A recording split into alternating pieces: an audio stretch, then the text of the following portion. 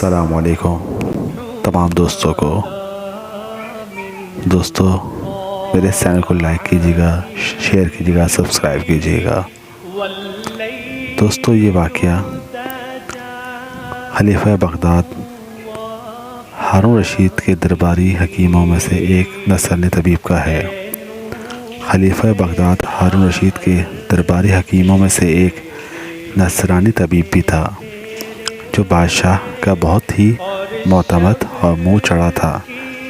ایک دن اس نے برسر دربار ایک جید عالم دین علی بن حسین بن واقد سے یہ کہا کہ تمہاری کتاب قرآن شریف میں علم طب کا کہیں کوئی ذکر نہیں، حالانکہ تمام علوم میں سب سے زیادہ ممتاز اور بلند مرتبہ دو ہی علم ہیں، ایک بے علم الدیان، دوسرا علم الابدان۔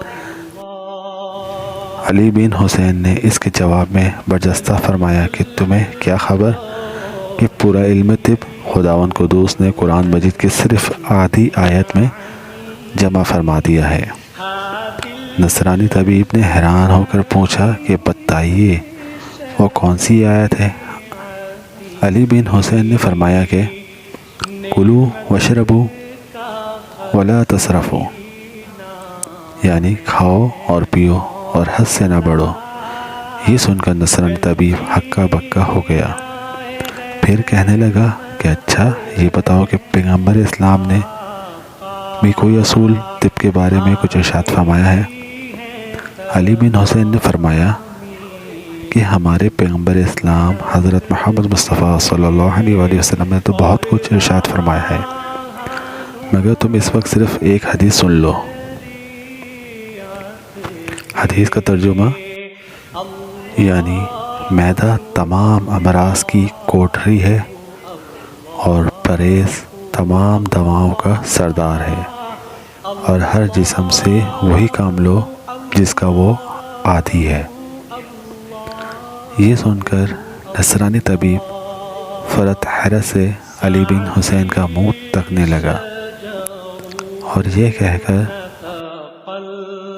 عربی ترجمہ یعنی تمہاری کتاب اور تمہارے نبی صلی اللہ علیہ وآلہ وسلم نے تو جالینوس کے لیے کوئی طب چھوڑی ہی نہیں۔ روح البیان۔